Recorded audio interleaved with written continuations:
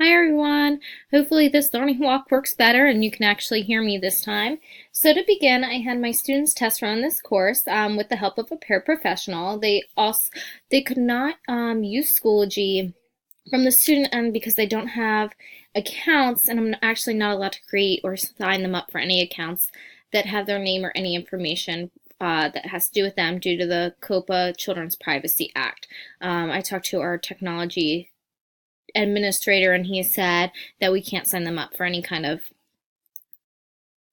accounts or anything that requires their information. So I had them use my Schoology page to go through the unit in that way. I also had my nephew who's in kindergarten go through the unit with his mom so we could see as well. Since it is directed for kindergarten standards, I wanted him to test it out also.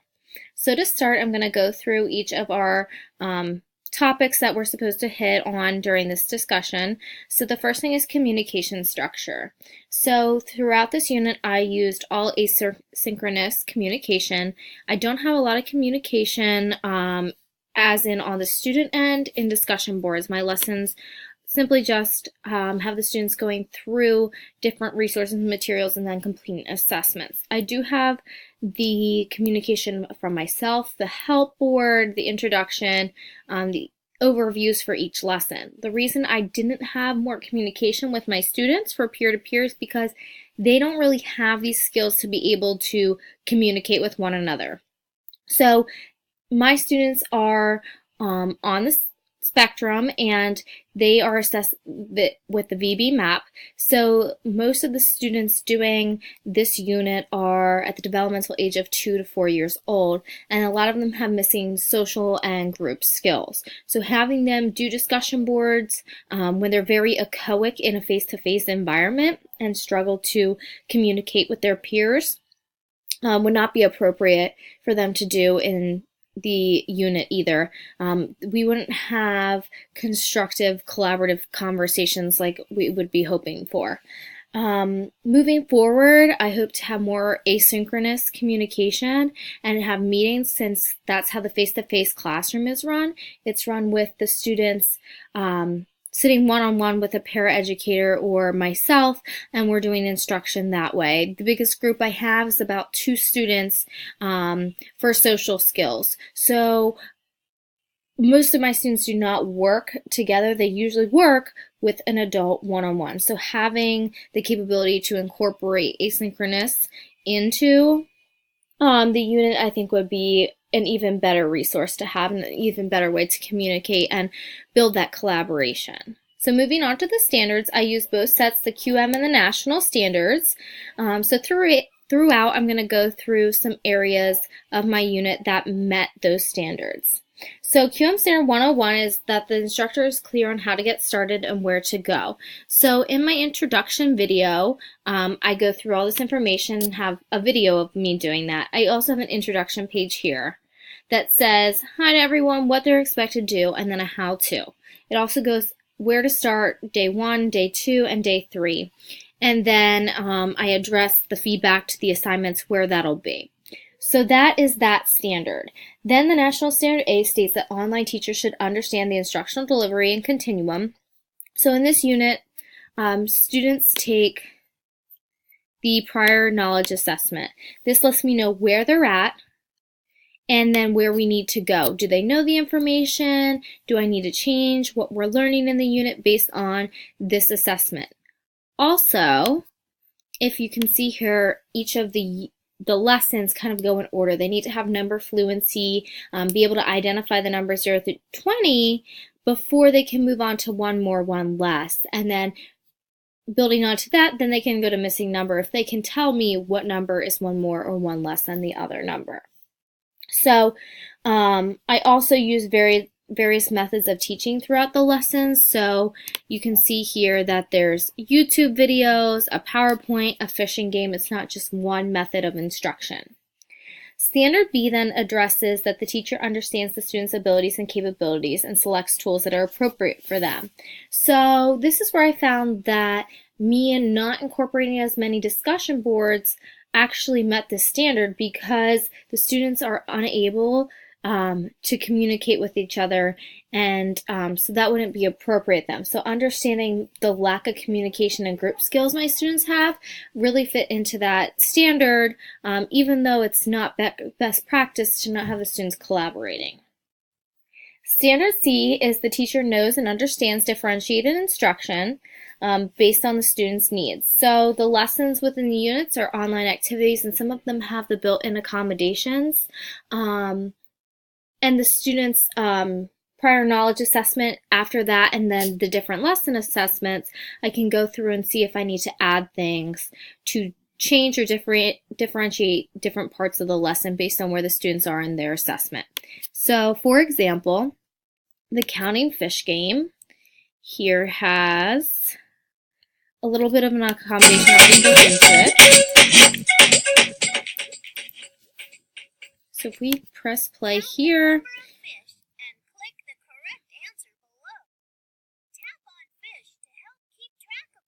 it gives the directions. And then you can either independently count the fish or you can click on them and it tells you what number. So that'll be helpful for the students as well. So that's one little accommodation that's already built into that ABC game. All right, standard D is for the teacher to have clear and concise student objectives. So at the introduction of each of the lessons, at the overview, I have an objective. I also have the objectives listed right here. You can see for each of the lessons, the objective is listed under the folder.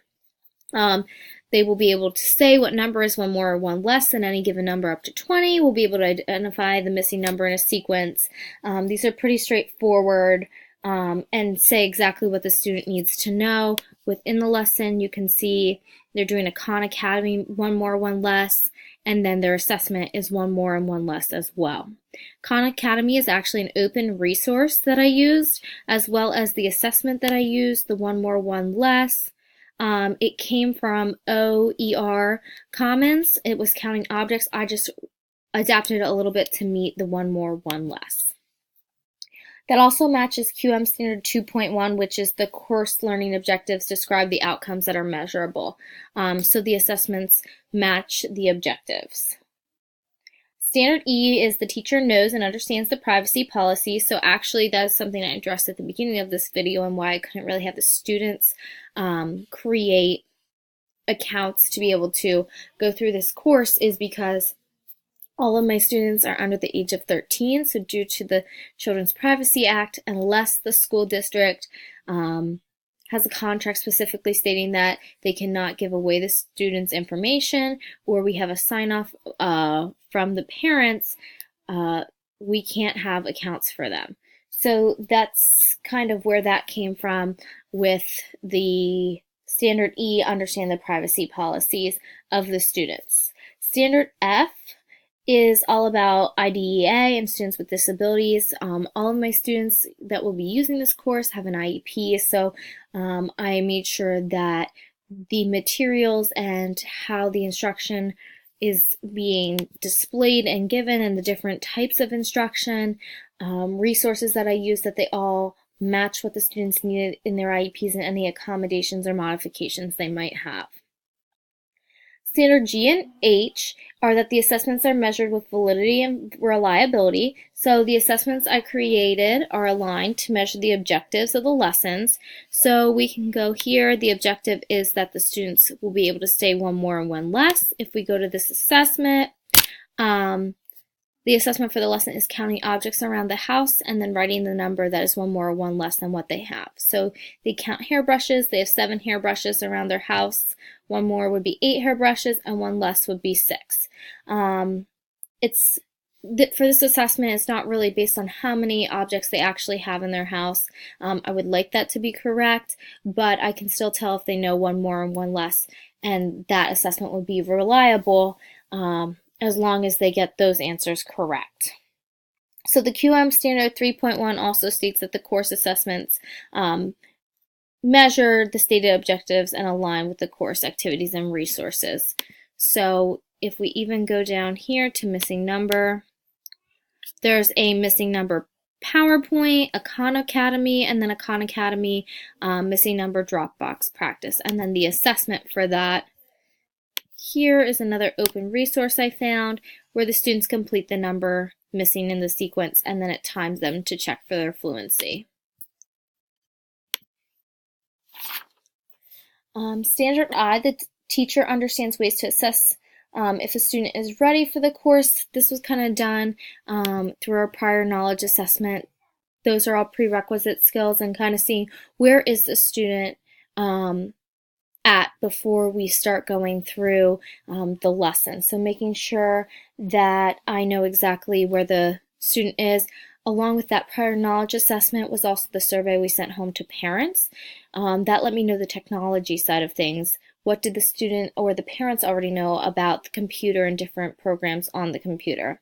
So then we got the whole picture of not only the academic content, but also what the student know about using the technology side of things. And the last is Standard J, and through this course, I updated my assessments based on peer reviews and collaborating with other people in the class, which have been really helpful. I added the introduction video, which showed me going through the unit more so than just having a written out explanation, which I think is a great idea and will be very helpful when using the unit. So the next thing is assessments. So the assessments within my unit align to the objectives listed, and I kind of already talked about this going through some of them, but they also correlated with the learning resources. I did have a little bit of difficulty coming up with more real-world assessments because two of the lessons, the number fluency here and the missing numbers, are talking about fluency, so the opportunity for numbers or numbers missing had to be high so that the student's score wasn't suffering from the fact that they didn't have enough numbers to be able to do them as quick, because they are having to name as many numbers as they see in a minute, and that's what I'm checking. I want to make sure that opportunity was there. In the One More, One Less, I did get them to get up and have the opportunity to look around their house to find different objects.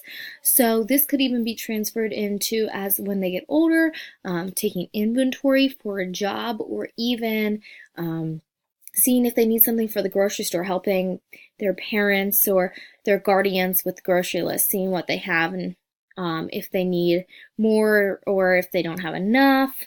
So that I got them to count and get out of their seat. I also thought this would be a good sensory break for them to be able to get up and walk around, kind of find things around their house.